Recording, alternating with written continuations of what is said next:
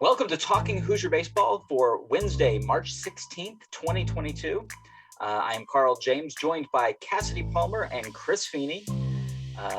So the Indiana Hoosiers, it's been a while since we've talked. Cass and I talked last week. There's been 6 games since then.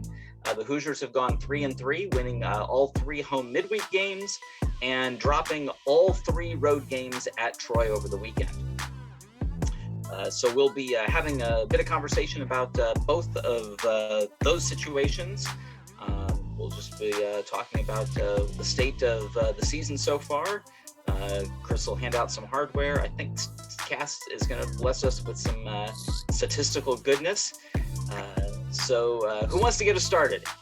Well, I could say, Carl, just from, it's an up and down 6 games, obviously. The home games were just outstanding.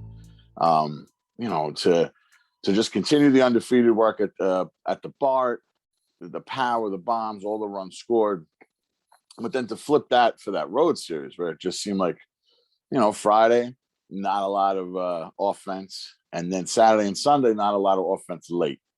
I prefer to score a lot of runs. Whether it was Purdue, Fort Wayne, we blew them out. We blew out Kentucky. Definitely didn't see that coming. And honestly, the Cincinnati game, I think, 7-0, but it was 5-0 after the first. So really that game, except for those back-to-back home runs with Tibbetts and Pine, that you take out that first inning, that was a close game. You know what I mean? But obviously didn't show that way because it was always spread was pretty big. But I was obviously disappointed Friday night.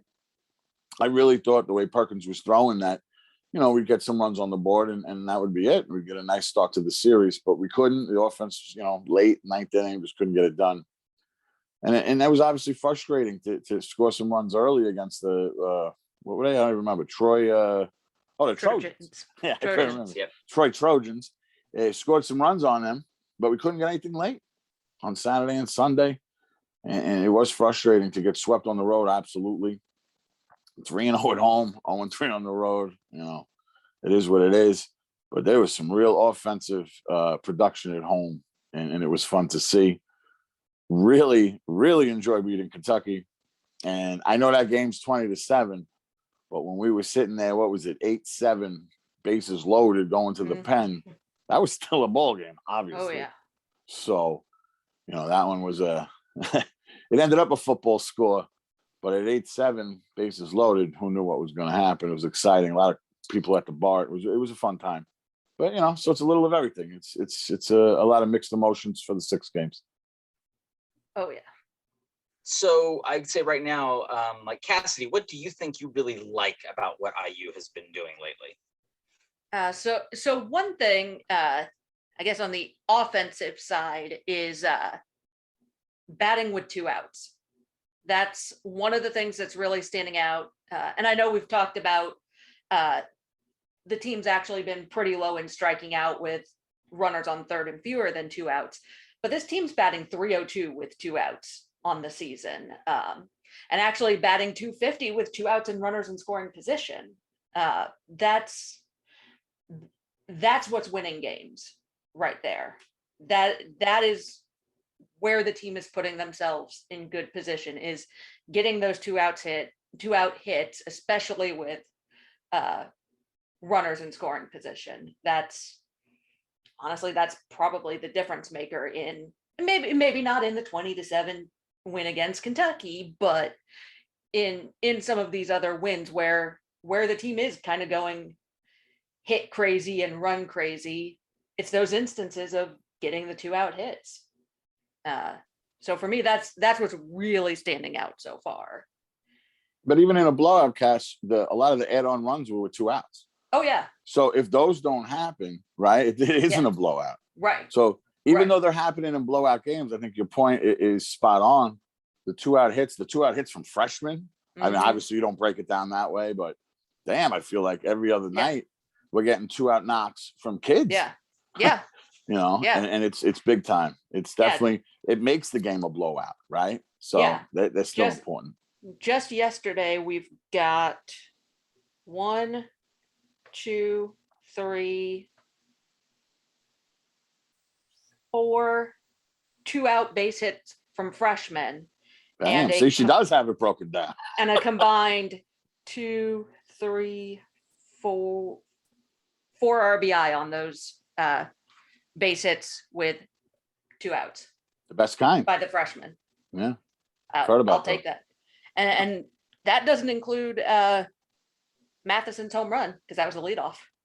Oh yeah. So, I mean, these freshmen are coming along. That's for sure.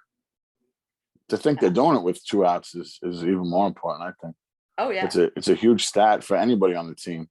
Yeah. But for these kids, I mean, we have a lot of newcomers, right? With Jones and Glasser and Ellis, and but they've been around. They know what they're doing. Well, I was going to throw Dones out there, because while his batting average looks horrible, his walk rate is phenomenal. He's being walked in almost a quarter of his plate appearances, which next highest on the team is somewhere combo of Matheson and Tibbetts and they're at 17%. So that's a pretty big drop off. Well, I've never seen someone who's so gifted at fouling balls off. Oh yeah. Oh yeah. He's patient at the plate, and as when you look at rates, Dones's walk rate is almost identical to his strikeout rate, which is rare that you see anyone come close to that. It's usually closer to 2 to 1, sometimes even 3 to 1 strikeouts to walks. What's he hitting, like a $110? You're very close, $111. But here's the thing, right? You're hitting a $110. Or no, he's way up. He's 217. He's way up. I didn't know. Yeah, he's up to 217. He went 4 for 5 yesterday. Yeah. Did he really? Yes. I didn't realize he had 4 hits. I know the first one really got him motivated, but Mercer gave him the scorecard yesterday. I saw. I didn't realize he had 4 hits. In a specific situation, he's a $111.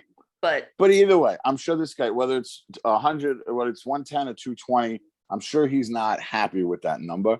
But he's not getting frustrated, and he's not expanding the zone, and he's not reaching for balls, and he's still getting all those walks, and he's still playing a great defense. And he's batting .250 with 2 outs. He's not letting himself get frustrated. I love it. Yeah. Well, I mean, and he's over 400 in on base percentage. I mean, he's getting on base. That's his job, is to get on base, and he is getting on base. Nice. And he does it. But yesterday, I mean, he was spraying the ball all over the field. He was hitting opposite field. He was hitting hard to every part of the field. It was a phenomenal display he put on yesterday. I must have been beat out that bunt. I must have been distracted by all the homers. There were a lot of those. And again, it wasn't massively top of mind to me, but then I went back and really looked at the stats. Now my dad pointed it out. He was like, you better include a lot about Dones in your article. Well, and to do it on first pitch, to get that kind of like what Coach said in the post-game video, to get that immediate response to Kentucky's 4 runs, that was phenomenal. And he was at Clemson, he was a first pitch home run. That game. Well, this is the thing overall. I mean, if they are doing what Coach is telling us, at least, which is that they're looking for the pitch to hit, to pitch to drive. If that pitch is the first pitch, they should drive it. If it is and you let it go, then suddenly you're in the whole 0-1. What's the point? That doesn't seem to make a bunch of sense. So the issue is either some of those pitches really aren't as good as they necessarily look, and sometimes our views aren't great. So I chalk that up that, hey, there's 3 out of 9 zones that they're looking for, and that pitch just happens to be in the cold zone for that hitter. I get that, but it's just there was a period of time where they seemed to be taking a lot of strikes and not really swinging the bat until they were already 0-2, 1-2, and I don't know if it was just Kentucky was being more aggressive, or if they really felt they had to get into the zone, and this is the thing, it wasn't like they were throwing, unproven guys. No. The starter for Kentucky, just came off of a 7-inning I think, shutout performance, maybe Yeah. one run, but it was a solid performance.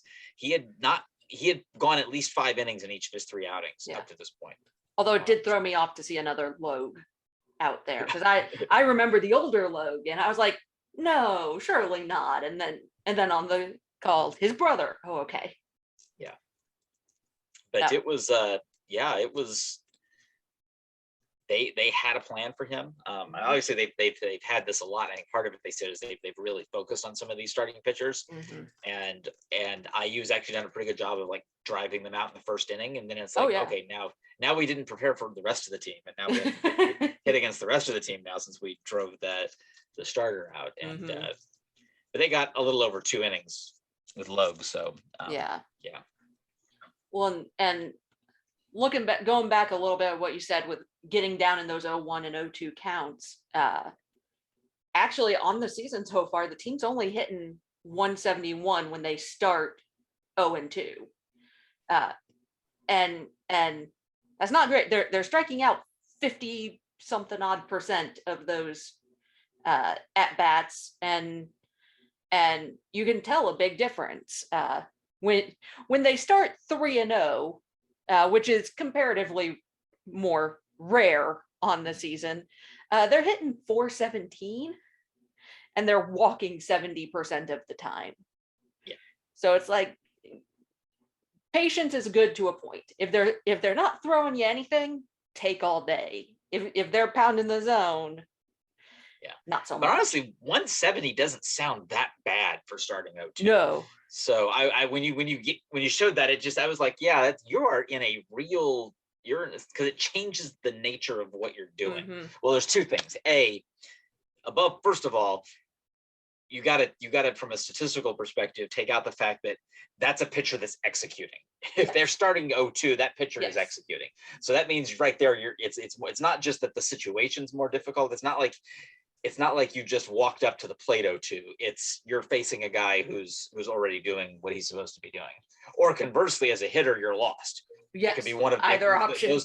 One of those 2 situations could be factoring in. So the point is, you take all that out, and honestly, 170 doesn't sound all that bad to me. Yeah, but when it's a full 100 points below your full season average, that's a little different. Although the one that really struck me a bit is there's really no statistical difference between the full team batting average versus lefties and righties, other than lefties is a significantly smaller sample size. Well, a fastball spins the same way. Yeah. But this is far closer than I've seen in most previous seasons of 267 versus lefties as a team and 271 versus righties. That's the Mercer plan, though. Yeah. That he's finally getting to utilize with guys he brought in and the way he wants to do it. He does the plan, and his whole thing doesn't matter if it's a righty or a lefty. So that's why I bet it's showing up this year when it hadn't in the past. Right? Tracy didn't use it. Limo didn't use it. Mercer couldn't use it when he had who he had. Now he has the guys, and now here's the results. When you've got guys who are still so embedded in the previous system, right? It's tough to get them to change. Not in any kind of like stubborn way. It's just hard to get those changes with any speed. Right. Well, plus the people doing the hitting, right? Yeah. I mean, he's bringing in guys knowing that they're going to do this plan, right? They're going to come in and be able to do it. You know, he always wants physical, athletic guys, smart guys, good, clubhouse guys. This is the first Mercer team, really. Like, he picked up a trophy the first year he was here with those Rise guys. Yeah. And then COVID and the nonsense, and these are his guys. I think it makes total sense that righties and lefties are the same, because the plan's the plan. My question then is, if opposing pitching, improves in their ability to more specifically locate off-speed pitches, specifically sliders and curveballs, in cold zones for some of these guys, that's, and let's be honest, the professionals struggle with this. So, right. I've really not seen an opposing pitcher to me that looks like they've done a really, really good job at being able to throw a real spinning pitch that just misses the zone to an opposite hand guy and forces the ball off. And we know we've seen guys really struggle with that. And again, also we have to wait to see, once a lot of film's out on our freshmen, are they going to be able to maintain this? Because we've seen that one before. Yeah. Usually it's not with a handful. We've seen it with like one newcomer, with one guy.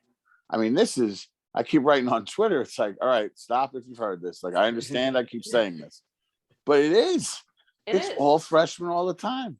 Yeah. It's really like, I remember when Gorski got here and I was like, damn, we got this out of a freshman. I was like so pumped up about it and felt so like, oh, what a recruiting job by Lamonis. He brought in Gorski. We got 5. I mean, is it 5? I think it is. It's like 5 stellar freshmen right now. Yeah. And who yes, the Big themselves. 10. Yeah. And the Big 10 schedule is coming, 3 weeks from now, and it'll be different, but it's not. I mean, damn, some of these teams might be worse in the Big 10 than the teams we've been playing. Yeah.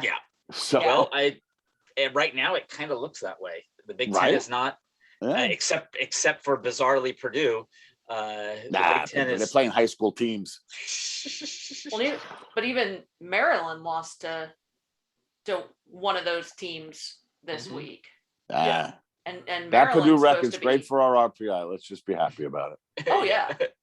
I'll give props to anybody who can go 15 straight without a loss, regardless of who you're playing. Yeah, and it all helps us every single win they get. And that's the big thing. Yeah, all I'm getting at is that I was expecting that Purdue to not do that well even with that kind of a schedule.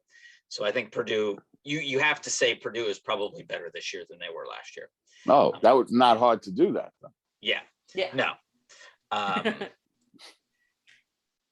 It's and it seems like maybe Minnesota is better than they were last year. Again, not hard to do that. It seems like Nebraska is kind of disappointing. Again, Maryland still kind of looks like the class of the league. Michigan seems to be typical Michigan. Michigan never does well this time of year, so I guess they're so far north that it's always tough. But I said you're saying it's possible to get fewer than 3 practices before opening day outside. Yeah. I'd argue it's not much different at that point. Yeah. But I think, Michigan will, I think Michigan's probably, keep an eye out. Michigan's probably going to come back.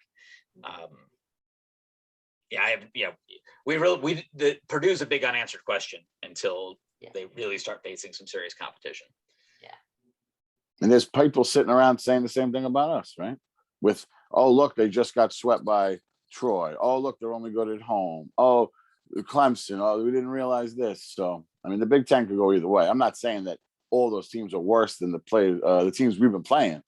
Yeah. But if the freshmen are doing it now against the arms that we're facing, I'm confident. Well, and for me, that's the important part. It's getting these freshmen the experience now so that they're ready for Big 10 play.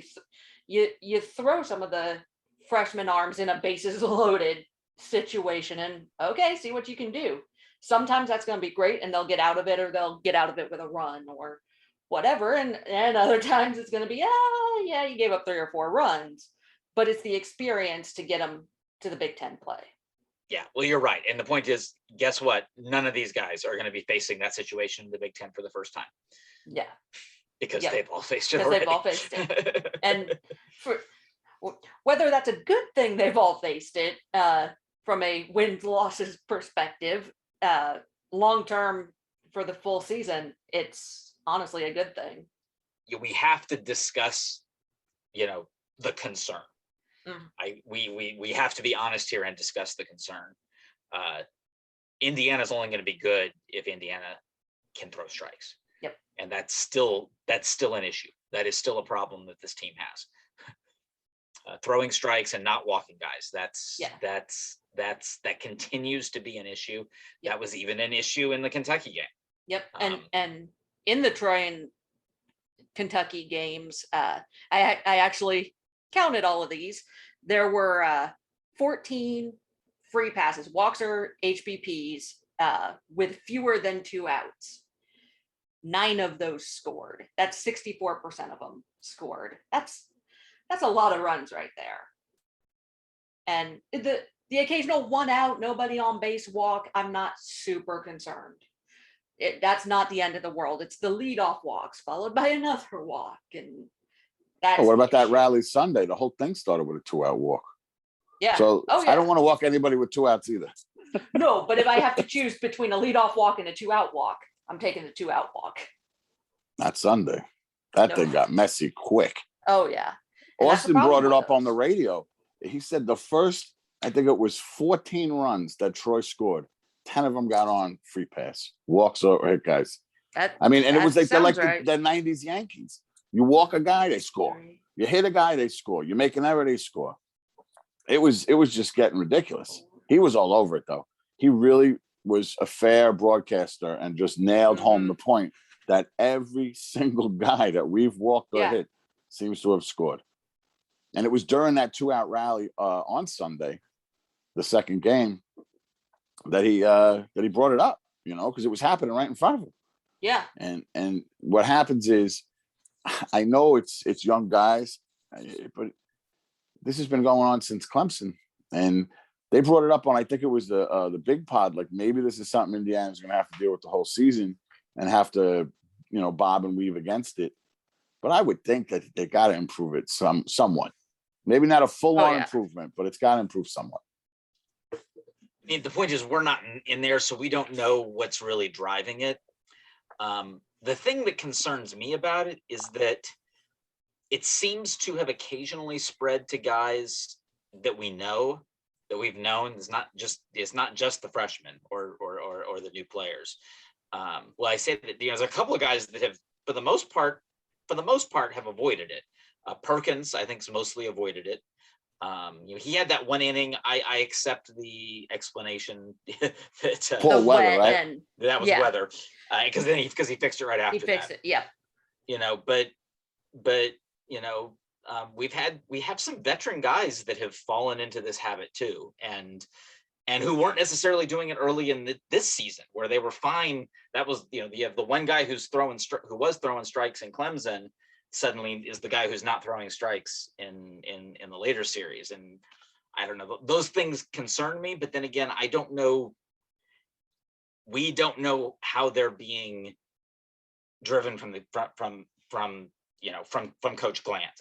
And there seems to be a confidence, coming from the coaching staff that they've got this under control. And I definitely understand, boy, it's early. And they don't get a lot of time to work with these guys. They were guessing at roles to begin with, and the roles are shifting all over the place. But you also, though, do have some bright spots. Holderfield yesterday was awesome. Kraft did quite well. Perkins, and interestingly enough, we were looking at what he had faced at Louisville. We were kind of expecting this to be an issue for Perkins, and for the most part, it hasn't been. Yeah. So no, he was great. He was great on Friday. Although both of his runs got on by walk. Yeah. Well, the first 10 of the 14. Yeah, and I just counted, provided my counting is right in spur of the moment stuff. On the weekend, it was 10 out of the 15 runs scored got on by walk or HPP. Right, because as he was explaining it, a run scored that hadn't walked. So when he said it, he nailed it. Yeah. That's amazing that the first 10 out of 14 runs are walks. Yeah. And then when you count, when you add Kentucky in there as well, it's 13 out of 22 for 59%. That's still, cut those, even just cut them in half over the course of a weekend. And that's what we said about Sunday's Clemson game, right? We took that team to extra innings. And we had what? I don't even remember. Was it 10 walks in that game? Walking in the tie and run. We've been saying this since the Sunday, since that game. We know this. People know this. It doesn't take, I did that media part. You don't have to be a media guy to know that you can't give free stuff out. And there's always a catch when you give out something free, right? Always. Speaking of free bases, there was one rather interesting free base that was given yesterday. I was just going to ask about that. How ugly was that, huh? They are dirty. I mean, for those who don't know, if you weren't at the game or you didn't pick up on what happened, Matthew Ellis hits 2 bombs, first 2 at-bats. Next at-bat, man on first. Base wasn't even open. He gets hit right in his back. It was blatantly obvious. Mm-hmm. I was killing the pitcher. Forget it. I had people telling me, don't say his name. You can't say the player's name because the announcers get mad at you. But yeah, it was garbage. It was garbage. Yeah. All right. Kentucky's dirty. For the count, that probably came from the coach, for all I know. I don't know who it came from, but I know that it was Bush League. I wrote it when it happened. It wasn't. And then I know coach was getting on that ump about no warning, not saying anything. Because you could see the ump being like, okay, Jeff, that's enough, Jeff. Because coach was giving it to the ump because he acted like it was nothing. And if you're going to have control of a baseball game, you have to intervene right there because it is so obvious what happened. And the next guy I think struck out, but then Pine hits it off the wall and it was beautiful. We still scored in that inning. Well, then with Ellis, they intentionally walked him his next time up. Okay, intentionally walk him. Don't hit him in the middle of his back like a dirty, like what year is this? You know what I'm saying? And somebody said something to me, oh, you had Pedro or somebody on your team as a Met. Yeah, I did. 14 years ago. Like that's not what the game is now. No. And to throw in this guy's back. College game. Oh, come on. That was dirty. Oh, there was no. I mean, yeah. But yes, there is a distinction because I've been following college baseball and I've been watching at least 30 to 50 games a year for the last 10 years. And this is only the second time I've seen this. So it's just, this is. And what's the other time? Feynman? The other one's Feynman, right? Yeah. It's always the catcher. Garbage. But you know what? And I wrote this too on Twitter. Okay, we didn't retaliate. We didn't throw out a guy because somebody asked me, well, did we retaliate? I'm like, no, we didn't. But you know what the score was when he got hit? Yeah, I was going to say. Whatever it was 8-4. And we won 20-7.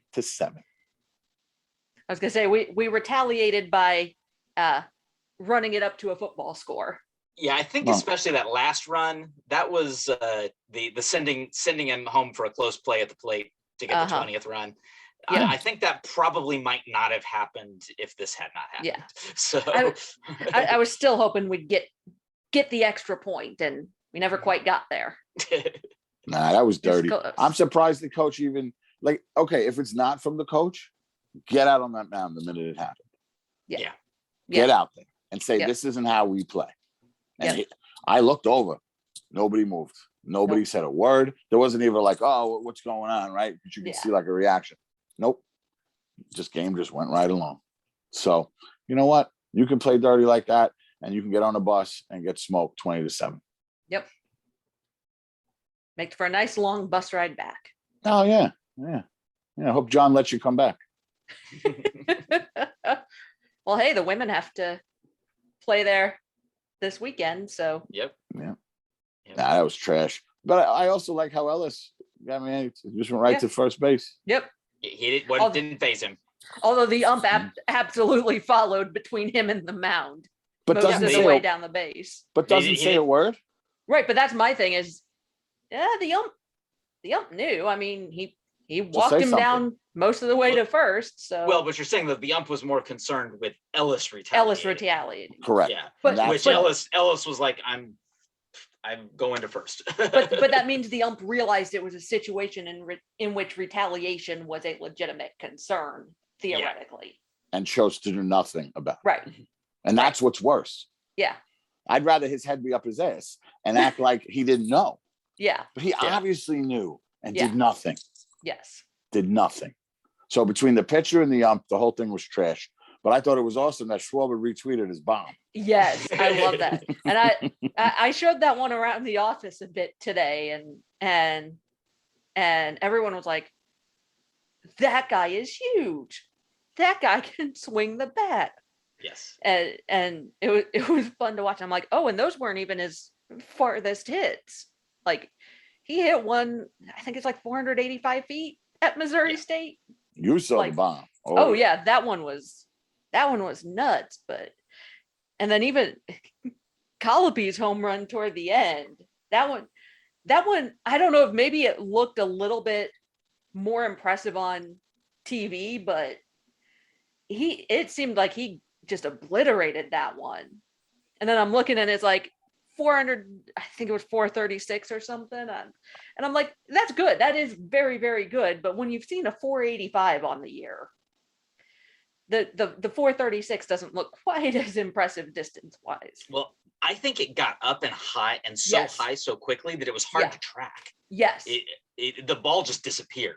Yeah. Oh, it absolutely did. I could just see beyond the second bullpen wall. Yeah. And I couldn't follow it after that. But really, pretty well all of the home runs yesterday were, that's gone. That's a no doubter. That's not even close. Yeah. And I think that's what impresses me more. There were no cheap homers. Yeah. Well, this is the thing. They were crushing the ball, and it wasn't just the home runs. No. Ellis's line drive, thankfully for the Kentucky pitcher, missed him, because it would have hurt. It would have really, really hurt. Glasser hit a ground out that was 107 exit velocity. Yeah. It's just nuts, and to see it so much on display in one game, I think was the crazy part, because even most of the little singles were not all that softly hit. They were hard hit balls all night. Although I will say the 4-hour game was a little rough, turning right into the basketball game. That was I was expecting to have about an hour to make dinner and get settled in before the basketball game. No, like 15 minutes. Okay. But hey, 20 runs. I'll take a 4-hour game if we score 20 runs. Before we hand out some hardware, I do want to make sure that we have discussed the schedule changes. The series with Xavier has changed slightly. The series will open tomorrow night, Thursday at 6 p.m. at Bart Kaufman Field.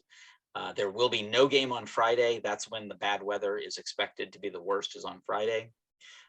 Saturday is now a single game, so that will have a noon first pitch. So there will only be one game on Saturday, and then they will play a doubleheader starting at noon on Sunday. So I think that's actually kind of good for IU's pitching, the way that's kind of being spread out. I think that's a good thing from that perspective. I did have multiple conversations with some folks at IU, despite the fact that Indiana is hosting the NCAA women's tournament on Saturday. Parking is still free. The IU women's game starts at 1:30, so baseball fans, I recommend getting there early to make sure you can park. But and according to the press release, the Saturday game is also free to the public. Yes, that's true. The Saturday game is free to the public. Tomorrow night's game, since it is St. Patrick's Day, is only $5 if you wear green. So bring your Jets jerseys, wear your Jets jerseys, wear your Chad Penningtons, and you get $5. I wore my Pennington in there once years ago. People are like, what? Who is that? Nobody even knew what I was wearing. I'm like, yeah, it was the quarterback that beat Peyton Manning in the playoffs. And then they were like, oh, okay. Okay. Yeah, but it was true. People forget that. Yeah. It was like 41-10 Jets. You can also wear your St. Pat's green from Missouri S&T. So yes, wow. Plenty of St. Pat's there. Whatever you have, $5. Hey, we got Matthew Ellis now, right? Back when Schwarber was here, tickets were like $5. So it's kind of like, a good deal. Now they're 10. Season tickets back then were like $1, remember? $1 a game. See, I don't, because I was a student and it was free. Yeah. The red seats, I think, were $4, but a general admission season ticket, say there was 30 games, it was $30. Yeah. Yeah, it was $1. The red seats were a little more, but that's what the College World Series does for you. Oh, plus though college baseball is bigger now. We're better. We're popular, more popular. But even with a brand new stadium, I thought that was so cool how low the prices were at that time. Yep. Yeah. Well, Yeah, it but was a look at good it deal. now. We've had 2 games in March with near 2,000 Yeah. attendance. Oh, It's did you get a awesome. number? What was the Kentucky number? I didn't get it. 1884. 1884. Yeah. All right. I'm still waiting for a 3K night. I hope we get one. We haven't had one in a long time. Yeah.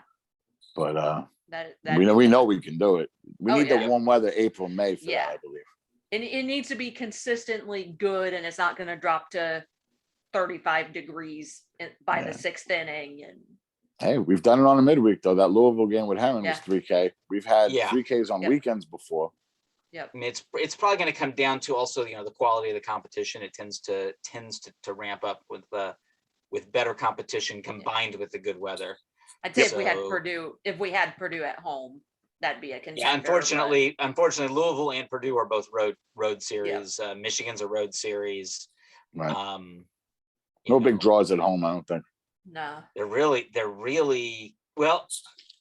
Depending on how it goes, I'd say over the next month, Nebraska might be the one to look at. The Nebraska series in late April might be. And you could get good weather late April, so. Yeah. So both things, I think Nebraska is probably the best opportunity for that. We do have a late, the very last home game, because I don't think we quite know how good Illinois State is. Oh, that. Illinois State's a midweek. That's a Tuesday midweek in mid-May. I think that might be good. Yeah. I'm not sold that Minnesota's going to be all that great. No. So No, but it should be good entertainment value on our end. exactly. Oh, yeah. You watch these Bombers against that pitching. That would be fantastic. That's my thought. It's a fun Hey, time. listen, anybody who's going to a game, think about this, right? The 3 home games. The minute you got there, a lot of runs early, because I know some people kind of, leave a little early or whatever if it's an earlier game. They've seen a ton of offense, a ton of bombs, and great day. Yeah. See, I felt this crowd for the Kentucky game hung on a bit longer. It didn't dissipate as quickly as the home opener. Well, it was a lot less students. The Yeah. students kind of dip early. They get their T-shirt, they get the little thing. Yeah, but the hardcore students, they stayed the whole time. Oh no. So. No. And they've stayed for the cold games too. Yeah. So they're banging the drum in the cold. Yeah. But then there's another group that they just come in the beginning. That's awesome too. Yeah. Taking the field with a full stadium, even if it's not till the end, it definitely pumps the guys up. It has to. Yeah. Yeah. Yeah. So then this weekend, we got Xavier, and then we got the Indiana State. Was that on the road? I'm not sure. No, that's at home. That's at home too. Oh, right, because this homestand goes all the way through to April. Yeah. Yeah, I was gonna say So we got Indiana State coming in Tuesday night. Yeah. Yeah. Okay. Yeah, there is a game at Indiana State, but that's not till mid-April. Later. Right. So this is an entire homestand. Yeah. Nice. Yeah, Good this for is them. a straight homestand.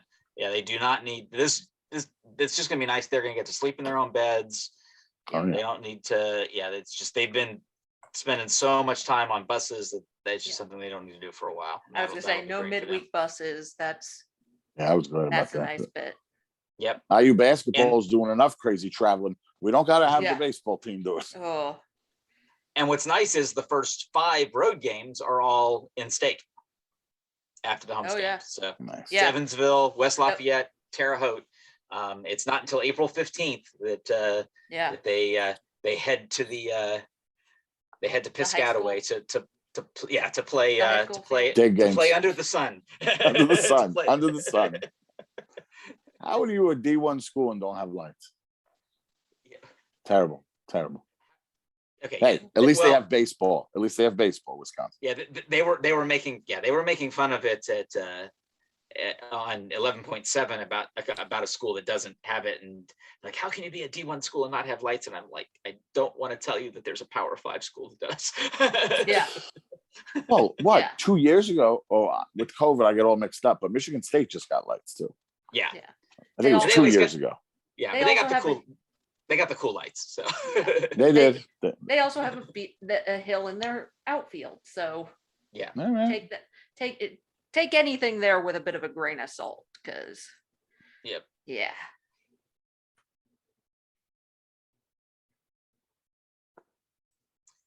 Yep. Well, Oh, we just got a quick message from Josh. So I will convey what Josh just said in our message because I think we need to get his voice on this because he's still part of the podcast and he'll be back soon.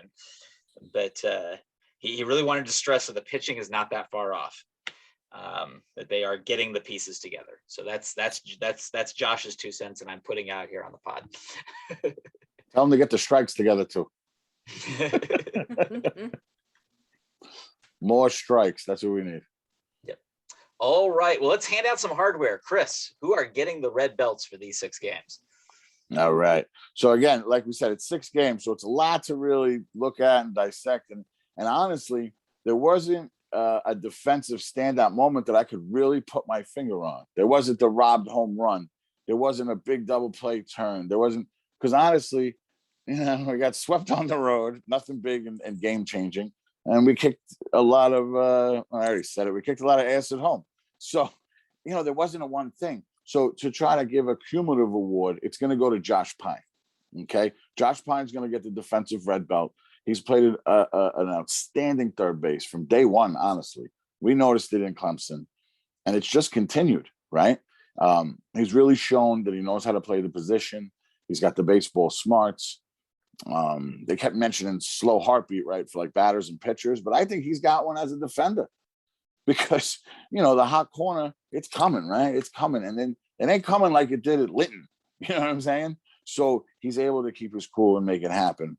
And honestly, I watch him, whether it was those games on the road or at the bar, and he keeps his cool and the moments don't seem to be too big for him. And as a third baseman, I think you really need that. So he's going to get the defensive red belt as more of a cumulative 6-game award. There really wasn't one standout that I could put my finger on. For the hitting, for the Alex Dickerson, so obviously that's the Tony Butler Award. For the Alex Dickerson Award, to me, I like home runs. I don't know what to tell you. If a guy has two homer games at home, he's going to get it. So Matthew Ellis is our Alex Dickerson Award. There is some other ways you could go. We hit a lot of bombs. We had a big hit there in the 9th, right, on that Friday game when we were still trying to come back. We had a first career home run. Matt Ellis is getting it. So let's see. So we had the 2-2 home run games, like 7 RBIs. Just the home runs alone. The guy's really, really a big time player. Somebody was asking me, is that the most home runs in the Big Ten? I'm like, I think he's up there in the nation. I'm like, I don't even know. But the guy's been a beast. Okay. And then having Schwarber put him out there with the retweet. And I thought that was really good for him and for the program, to be honest. And I thought that was really a big thing. So Matthew Ellis is going to get the Alex Dickerson Award, which is fitting. He signed with the Braves today, Alex Dickerson. So he'll be going to the Atlanta Braves. Kyle Schwarber, who retweeted him, is now a Philadelphia Philly. And as a Met fan, apparently every IU player is going to the NL East. So I'm thrilled. For the Joey Donato Award, who was also in the Philly system at one point, I got 2 honorable mentions I want to just kick out there that didn't win. I usually don't do honorable mentions, but I'm doing it anyway. David Platt getting back on the mound, I thought was really good to see against the Mastodons. Got a strikeout. It was 1 inning. It might not have been a big deal in somebody's stat book, but I thought it was real good to see Platt back on the mound. So honorable mention there. Reese Sharp, the 5 innings, the 7 Ks, the hit, the run, the 1 earned run. But it's going to Grant Holderfield for me, for the Joey Donato. 3 different games, adds up to 6.2 innings with 11 strikeouts. He had 8 Ks last night. You know what I'm saying? And in the biggest inning of that game, in the biggest spot of that game, he comes in a 1-run game with the bases loaded. He strikes out 2 guys hitting 400. Okay. I don't know how often that's going to happen, right? So Grant Holderfield's going to get the Joey Donato red belt. Matthew Ellis obviously got the Alex Dickerson with Josh Pine getting the Tony Butler Award. It's been 4 weeks, I believe. So I'll start maybe putting together. We'll get a little recap next week and see who's won what and how they're looking as far as the season totals. And to confirm with Ellis, he is pending any games going on tonight, first in the conference and 3rd nationally. See, that's what I'm saying. I was like Big Ten. I was worrying about nationally for this kid. And what is the top number nationally right now? Oh, I don't know. I just okay. The media guide has the different and going back to what I said, Tyler Dones is first in the Big Ten in drawing walks and fifth nationally. So Nice. we've got some guys up there in some of these categories. But one thing that's not a category, I do want to give Reese Sharp a little honorable mention on the Tony Butler red belt, because he had a phenomenal just ball. What was that thing anyway? Well, it was the What ball was that was called? hit. It was triple Indy. I think it was a triple Indy. I think so, because the ball was just hit almost perfectly into that kind of no man's land between the mound and first. And so both guys are kind of collapsing toward it, and no one's really covering first totally. And Grant just scoops up the ball and somersaults over first base while tagging it to get the out. And and for that to end the inning. And I think I was laughing the entire next half inning. It was just fantastic. I do have to give a little bit of a nod for that, because if you can pull off the somersault while tagging the base, that is pretty impressive. Somewhere Tony Butler was smiling. I believe it. I believe it. And did you see him come out of the dugout Sharp last night? He's chest bumped and hold the field. That was awesome. Well, he caught I think it was a quick foul into the dugout. He barehanded it. And see, we couldn't, from our seats, we couldn't exactly see how he caught it, but then he turned around to the dugout and started beating his chest. Yes, he did. It was great. Yes, he did. The cameras had a perfect angle on that. That's awesome. Nah, he's a good guy. He's a good character with the team. And you can tell they like him. Like we were saying about Dones, right? You could tell in Clemson, he's an energy builder for the team. And it looks like Sharp is the same. Real good teammate, it seems like. Yes. All right. Well, that will do it for this edition of Talking Hoosier Baseball. As we said before, we've got the 4-game series with Xavier. I'm not exactly sure what day we're going to be releasing our podcast next week. But just keep an eye on our social media and the IUBase.com. I think we've recapped every game now on IUBase.com. We're trying to get previews up as we can. We may or may not get a preview for Xavier. We'll try to get something out there.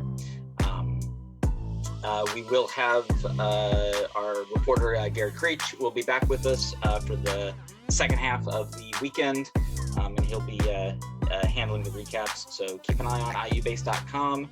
We'll try to keep that content going for you, and see you at the BART.